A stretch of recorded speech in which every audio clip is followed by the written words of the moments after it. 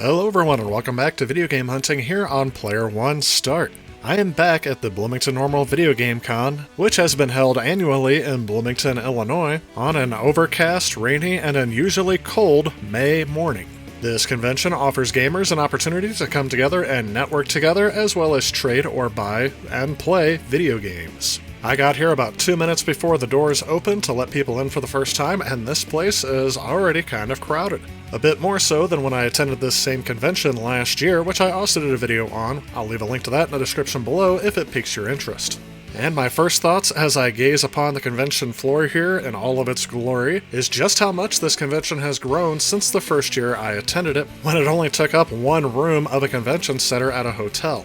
This year they are hosting an NBA Jam tournament, as well as the guy who did the voiceovers for the game NBA Jam back in the day. But also this year they have expanded the convention into a retro gaming room, which we'll definitely have to partake in. But first, what we came to see here is the game hunt.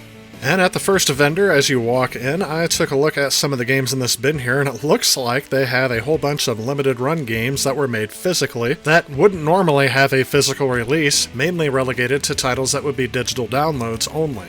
And while I do appreciate the fact that they are able to bring some of these games physically out, I also am a bit remiss at the price and how quickly these become collectible, hence why there's a lot of price gouging going on with these, although this vendor's pricing seems to be a bit on point with what the original pricing would have been on most of these. One of the first interesting games that caught my eye here was Captain Tamaday, which is actually a Neo Geo game that got ported to the Sega Dreamcast, I believe through Homebrew. I have played this game on the Neo Geo AES as I was making the Ultimate Neo Geo review. I really did enjoy this game as kind of a unique shooter, and was something I was tempted to pick up except for the fact that I already had it. I have noticed that a lot of Neo Geo titles seem to be ported to the Sega Dreamcast, and I'm not quite sure if that was a deal between Sega and SNK, as the late 90s and early 2000s were a turbulent time for that company's history. But getting back to the Dreamcast, I really like that they're making games for this console still, and although I didn't recognize the rest of these titles, these are things that I am definitely interested in, so maybe I'll have to come back and pick up a couple of these.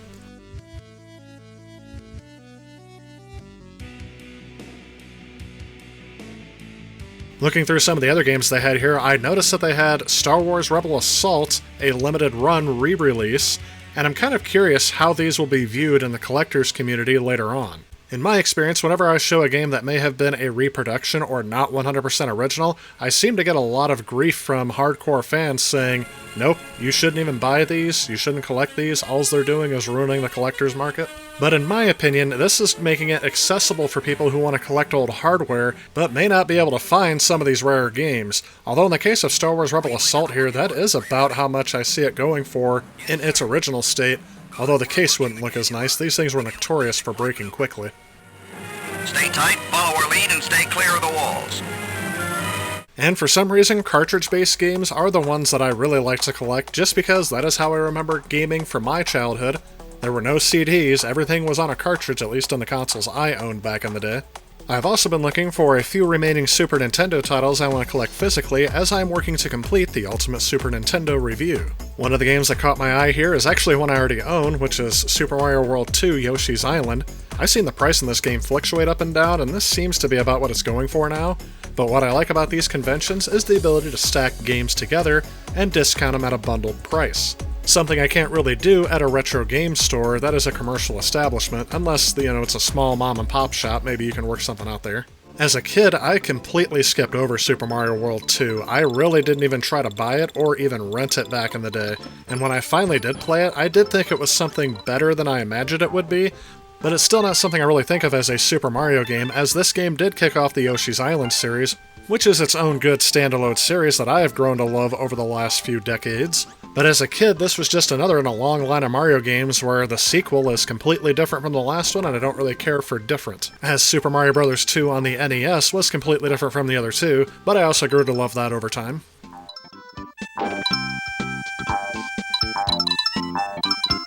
Super Valus 4 is a game I believe I have for another system, maybe the PC Engine CD. And at a price of around $65, although that may be what it's going for now, I will go ahead and pass on that one. I really miss the days when these were the cheapest games you can buy.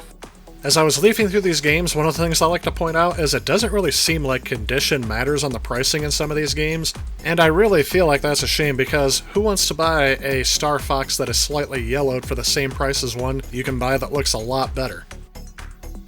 I'm also on the lookout for Nintendo 64 games as, yes, eventually when I get through the 16-bit war, this will probably be the next generation of consoles I work on. And while a lot of these can be really expensive to collect, there are still a lot of titles on the N64 that aren't that expensive to buy that will also provide a fun experience. And looking through these games, I can see a lot that may have been published by third parties, which are not really what the N64 is really known for. But here's a game, Goemon's Great Adventure, that shot way up in price since I have collected it. Even this price here is a little bit off of the average selling price I've seen for this game. Notice how I said selling price, not asking price. But either way, I am very thankful I already have this in my collection.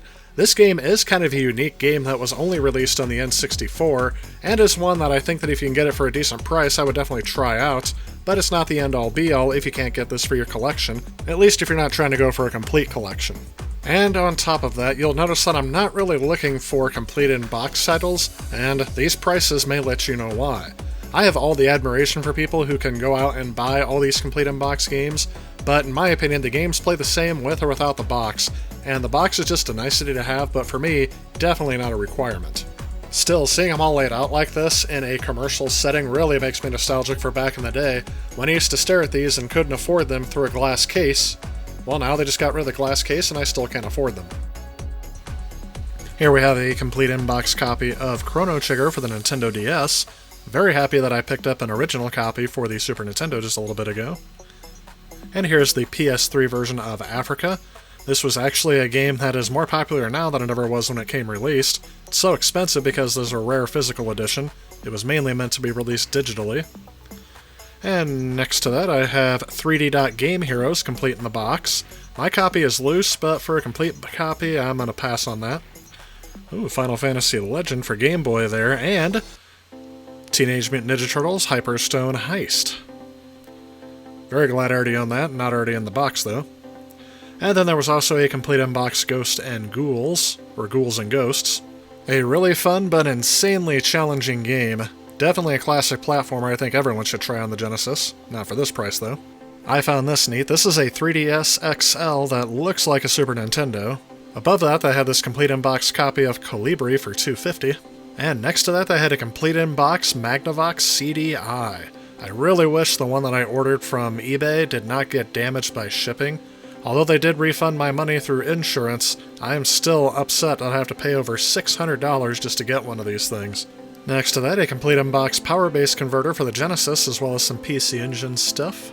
And oh my gosh, do I like this box art. Unfortunately, it seems a lot of people seem to like this box art because this console is a bit more expensive than I would like to pay for it. Luckily, I already did get one of these systems without the box, but it did come with the Jungle Green controller and a copy of DK64 and the expansion pack. And again, I just find it neat to see all this stuff complete in box at a game convention, as I'm not used to seeing this every day. This vendor, which I think is associated with all the stuff I've shown before, was showing these game holders that were customized and 3D printed. I think this is kind of a neat concept, and maybe something I might dabble into in the future, if I can design some of this stuff that people actually want to get. But this is kind of a neat way of displaying games that may be worthy of note, especially for things like the Super Famicom that didn't have top labels. But for now, I think I'll just stick to my custom cases. Ha! And this is something I'm not sure. You guys will have to let me know if this is collectible or not. You see this analog video switch, which does component, S-video, and composite? Apparently these things are very highly sought after, at least according to this seller. I just thought it was kind of interesting because I see these things all the time at garage sales for much cheaper pricing than this vendor was trying to sell it for. The vendor did explain to me that people who use the RetroTank 5X definitely want to get one of these because of its variety of inputs, but I am the person who has one of those, and I am not the person who would pay $40 for it. And yes, that is a complete Sega CD and Model 2 Sega Genesis for $250 back there. The Model 2 Genesis is in pretty rough shape, so I don't know who would want to buy that one, but it was gone when I left, so somebody was happy with it.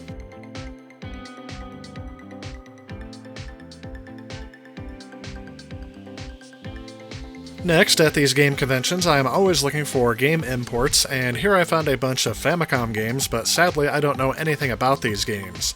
This is definitely not a system that you want to go into blind, because you really want to know what games you're picking up and which ones you would want to collect, because the pricing on these seem to be all over the place. This seller was selling a lot of these for cheap, so I'm assuming these are all kind of throwaway titles. But I still looked through them, and unfortunately I was not able to make a bulk deal for all of these because none of these are ones that I have. But I still find them neat, especially because they're about half the size of regular Nintendo Entertainment System cartridges, and I think the artwork looks very neat on them. It's sad that they didn't make a lot of multicolored Nintendo Entertainment System cartridges. And oh boy, is this the motherlode of Atari Lynx cartridges.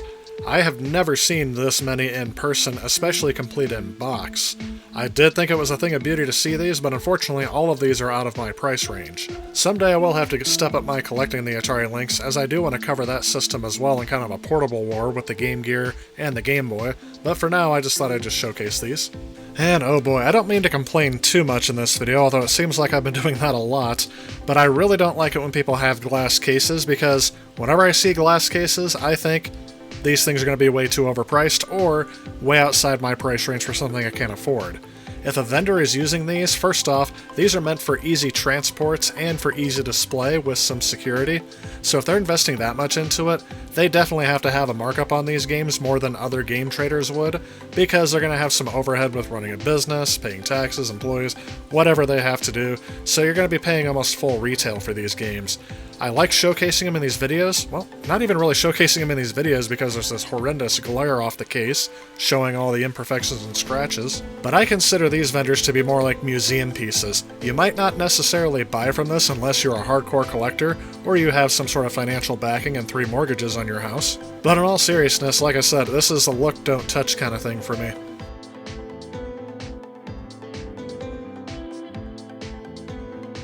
Somebody over here went really overboard on their complete in-box collecting for the 3DO. Again, a system I've been collecting for, but again, ones I can't really afford when they're complete in-box, so...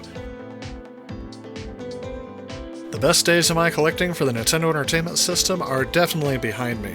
Not only is it hard to find titles I don't already have, the ones I don't have are often very expensive, and for most of the games that are really worth playing, there are other avenues for playing them these days. Still always a treat to see out in the collecting scene, as well as the Atari Tengen games that were unlicensed. I don't have Roadrunner, but again, couldn't come to a deal on it, so I had to pass on it. And when people ask me what my #1 piece of advice is for collecting, I would say if the price isn't right, don't be afraid to walk away. There's always going to be another opportunity to collect a game, so you don't necessarily have to buy it just because you saw it. Unfortunately, I'm still trying to learn how to follow that piece of advice that I'm giving everyone else, because, yeah, there's several times where I've just picked up something because I'm like, well, I may never see it again, so let's go ahead and just get it now. Which is why I'm trying to be stingy with my collecting journey this time. Another piece of advice that I would give is don't pretend for a moment that you can know it all. I was definitely learning a lot about the current landscape of video game collecting here, especially learning about things that I didn't even know were collectible. From that AV switcher to these portable black and white TVs to a whole bunch of other things here offered at this convention. But one of the things I definitely enjoyed at this convention was just walking around and seeing all the plethora of video game stuff in one place. It really makes me wish that there was like a store that was open all the time that just had this kind of atmosphere that all these vendors would gather at. I also ran into a couple of fans of the channel at this convention. I am definitely happy to shake hands, say hi, take a picture, and, do those kind of things if I see you out and about. It really gives me a good feeling to know that there are other people out there and to see them in person, because that really hasn't been much of an option up until this point, has it? So for now, while the collecting journey has yielded a lot of interesting finds so far, but not really anything I've picked up, I'm going to go ahead and skip ahead here to the break that we took, which I'm going to call game time, because my friend and I decided to go ahead and partake in the retro game room they had set up here, and we played a few things. The first thing that I stopped to take a look at was this Coleco, I believe, Telstar Pong unit, which was kind of glitchy, so I just decided to take a look at it, but good thing I didn't pick this up last time. I don't think I could have got this thing working any better than it's working right now. Next to that, they had a modern recreation of the Atari Flashback unit, and that seemed to be working a little bit better, and I just had to pause and just take a look at this poor guy struggling on ET. That game is the gift that keeps on giving. And oh, would you look at that? The Intellivision just doesn't even want to work today. Oh my, they have an Action Max setup. This thing uses a VCR for the video background, and it uses this little box up here so that you can actually just kind of shoot the laser at the TV. It sort of works, most likely doesn't. I decided to have my friend Ryan try it out here, and he was struggling trying to figure out if he was actually shooting anything on the screen, because it makes a little difference because the VCR can't really change anything based on your input, so I think he did better than me at it though. Here they have a Sega Master System hooked up, and next to that, an original model Panasonic 3DO, which my brother used to have back in the day and I wish he wouldn't have gotten rid of. Then they had a Sega Saturn, Dreamcast, and Nintendo Entertainment System next to a Super Nintendo. And this guy's actually rocking it to Nintendo Switch Sports, which I think this game came out about the same weekend as this convention, if not just before. My friend Ryan decided to try his luck at Final Fight on the Super Famicom, while I decided to try my luck at Super Mario Bros. 3 on the Super Nintendo and Super Mario All-Stars. Funny enough, one of the things I found strange in one of my last live streams is when I showed how to get a shit full of coins in Super Mario Bros. 3, I was amazed at the amount of people that didn't even know this existed.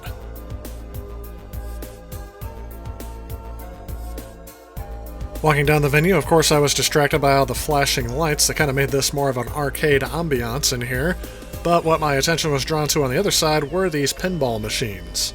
I have always been a fan of pinball machines, but I don't think these are ones that I will ever own, as I've heard it is a lot of maintenance to make sure that these things keep running. There was also a time when pinball collecting was all of the rage, and I've seen now that a lot of people who grew up collecting pinball machines are either passing on their collections or passing away, that the pricing on these have gone down.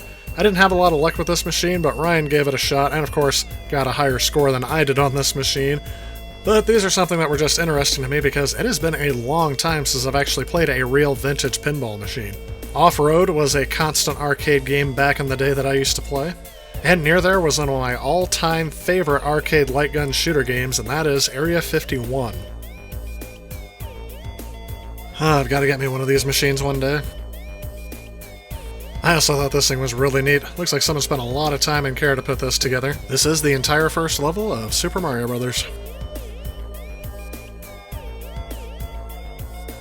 And on the way out, I had to take a look at this Gateway 2000 486 PC, nostalgically set up with Doom, which I was able to slip back into pretty comfortably once I got reacquainted with the controls, even tried playing with the mouse for a little bit. I think it would have been even more cool had they had a second one over here so you can do some LAN multiplayer, but even still this was kind of neat.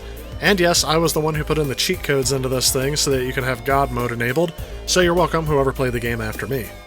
And before we head back out to game hunting, I am going to note that the song that is playing right now is one of the songs that was playing during the time that we were gaming. They had a whole bunch of game soundtrack remixes that were playing that I thought was pretty cool.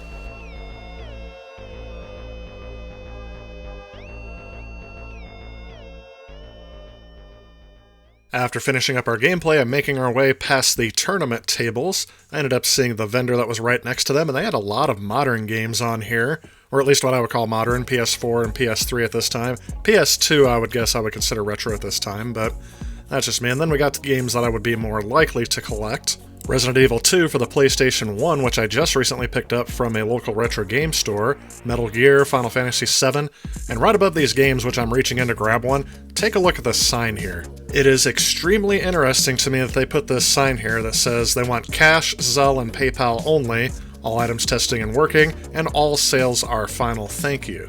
I understand that these people are most likely not a vendor and they're just doing this either as a hobby or as their own little side business, but this is always a sign to me that pricing is going to be a little overinflated and that they're not going to budge on the price. As the game I'm looking here I was interested in, but I didn't end up getting anything from this table, just I couldn't come to a deal. But also I should point out that PayPal's return policy says you can return things up to 6 months after buying it.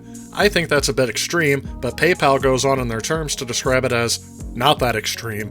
Special thanks to another YouTuber who recently brought that to my attention. I knew that they had an insanely long return policy, but I didn't know about that part where they make the claim that that's not even near long enough for a return policy.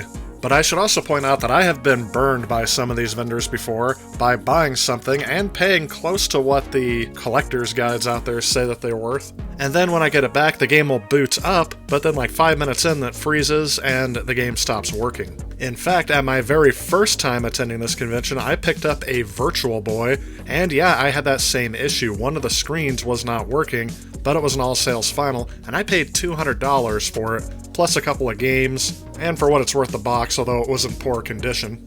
However, when I buy these things, I have to be willing to accept that risk, and I ended up fixing my Virtual Boy later on this channel, and to date that fix is still working, so overall I would consider it worth it, but just keep in mind that you're not buying these things brand new and nothing is ever guaranteed to work, even though they say they tested them, and they claim they are working. I will point out that that is an extreme case and a rarity that happens in my collecting journey. The majority of the time, the things are exactly as they say they work, and I don't have an issue with them.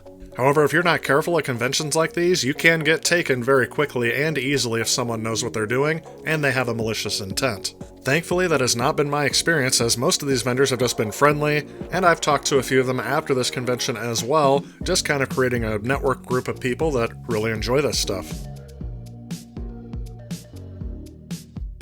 Now here's something I've only seen one other time out in the wild, and that is a Miracle Piano. The one that I got was complete in the box and had the cartridge and connector to hook up to the Nintendo. This just looks like you can use it as a regular keyboard, as the dongle and cartridge are missing. And while the cartridges are very common, at least they're not that expensive to collect, the dongles that connect these to a console are very expensive. Here I found a regular Game Boy Advance, which believe it or not, I have never owned. I have a Game Boy Advance SP, or use my DS Lite, or even the Game Boy player on the GameCube to play my Game Boy Advance games. This is another part of this convention where I wish this was available 24/7, as they have almost every controller that I would need when I'm producing some of these videos, and can seldom find and have to wait days to order these online. Right now, I couldn't think of any of these that I specifically needed, so I passed on them, but it was just really neat to see all of these together. And look at that, they even have a Virtual Boy controller. This is required for operating the console as the power switch is on there, so I'm not quite sure why these two got separated, as there was also no way to play 2-player on these. 2-player was planned, but never implemented because of the inevitable failure it became. These wireless GameCube controllers are highly sought after. Thankfully, I grabbed one of these before they became too collectible. I thought these were incredibly neat, and I would have grabbed one just to have as a collector's item, but they were too expensive for that purpose. These are Play 16 arcade cabinet game ROM boards, and I would have loved to have had one of these, but unfortunately had to pass on them due to price. And here it is, folks. This is the most retro item that I was interested in and negotiated the longest on, but we just couldn't come to a deal. This is a Commodore monitor, and I would want one of these because of all the different video inputs that this thing accepts. Like right now there's a Wii plugged into it, but it also accepts a whole bunch of older video standards from the early 1980s. I did get talking with the vendor, who I already knew because he also worked at a retro game store in my area, and he did say that he had a junk one of these monitors that he was thinking of recycling. Overall, this was really fun to get back to. I've been looking forward to this actually since last year's convention, as I do see a lot of things that I'm not used to seeing out in the wild, but also I'm able to meet a lot of people who also like this retro gaming thing that we all decided to devote our lives to. And there was a lot more I can show in this video, but it's already approaching the half-hour mark, so I'm going to go ahead and wrap it up here. But needless to say, there were more things to collect than I've shown, and there were more games to play than I've shown, and it was just all in all a fun day. I would definitely recommend grabbing a buddy and heading out to this thing, even if the buddy is not that interested in retro gaming. I think there was enough here for a variety of people to be entertained, but they may have wanted to leave a lot earlier than you did, and that wasn't the case with the friend I took, but we were there for probably a good 4 or 5 hours. It all comes down, what did I end up getting in this video? Well, here they are. And you'll notice I didn't get video footage of me collecting any of these, because once I'm in negotiating mode, I don't really want to try to worry about filming, and then worrying about if people want to be on camera, voice capture, and whatnot, so it's just a lot easier to collect when I'm not filming. But I did think I got a few good games out of here, the first one being Soul Feast for the Sega CD, as well as The Adventures of Willie Beamish. I got Myst for the 3DO, I'm actually kind of excited about that one. And although I got a smattering of PS2 and a PS1 game, my biggest collecting thing out of here had to be Breath of Fire. I am a huge fan of the first two Breath of Fires that were released on the Super Nintendo, and this one was at a price where I just couldn't pass it up. I already have Breath of Fire 2, so this will complete that collection on the Super Nintendo, and I am very much looking forward to playing that sometime soon. And while this isn't the biggest collecting run I've ever made, I do think I limited myself to just some of the things that I really cared a lot about collecting, and if the price wasn't right, I did walk away from it, so Overall, it was a really fun day, and I can't wait for this convention to start again next year. I extend the invitation back out to Ryan again, and to anyone else who wants to head out to this convention. It's in Bloomington, Illinois. They usually post about it on Facebook. And just to let you know, this is an unsolicited endorsement. If you're around that area, I'll probably be there next year if you wanted to come out and meet me in person. That said, it is going to wrap things up for this video. I want to thank you so much for watching, and I will see you all in the next video. If you like this video and you'd like to help out with future projects on this channel, please consider supporting me on Patreon. A special thanks to those Patreons you see on screen. Also, if you like what you see, please remember to leave a like and click that subscribe button on your way out. As always, I want to thank you all so much for watching, and I will see you all in the next video.